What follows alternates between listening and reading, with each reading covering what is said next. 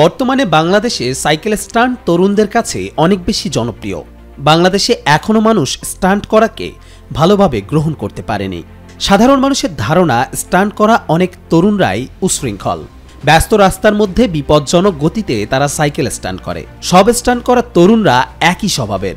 যদিও ইদানিং বাংলাদেশে তরুণদের থেকে শিশু কিশোরদের মধ্যে সাইকেল স্টান্ট করার আগ্রহ বেশি লক্ষণীয়।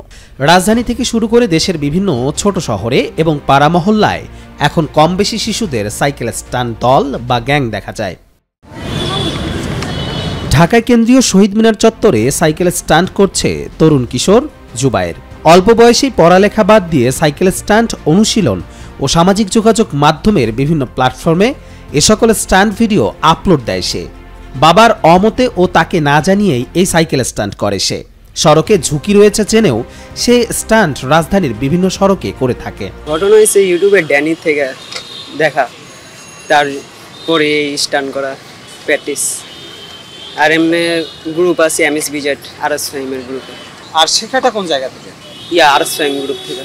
গ্রুপের আগে ড্যানির কিছু প্র্যাকটিস দেখা, প্র্যাকটিস করার ইচ্ছে। বর্তমানে 3-4টা বাড়ি। কি কি নাম একটু শুনুন?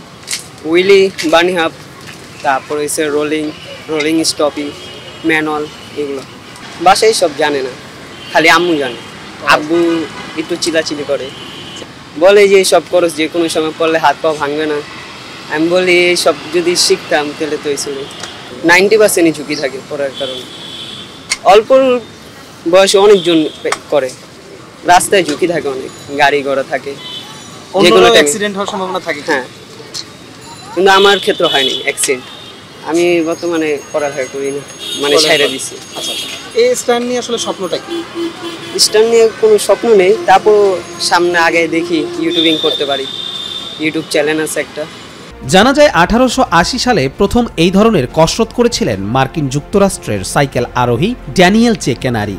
তিনি পুরনো সাইকেলের বৃহদাকৃতির চাকার সাহায্যে হুইলি নামক এক ধরনের সাইকেল স্ট্যান্ডের উদ্ভাবন করেছিলেন।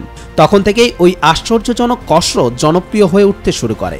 বাংলাদেশে সাইকেল নিয়ে কসরত বা স্ট্যান্ড শুরু হয় 2009 সালে। কবির চৌধুরী জয়, মাই টিভি অনলাইন।